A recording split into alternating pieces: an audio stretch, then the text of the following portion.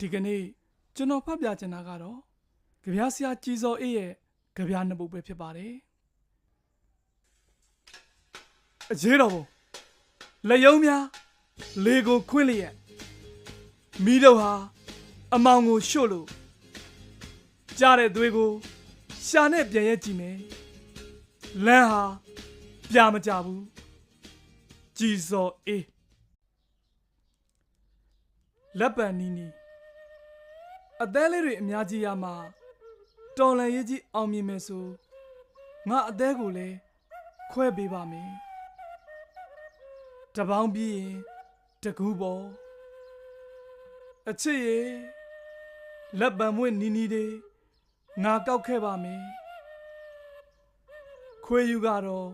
ပြန်မကောင်းလာတော့ပါဘူးကြည်စောအေး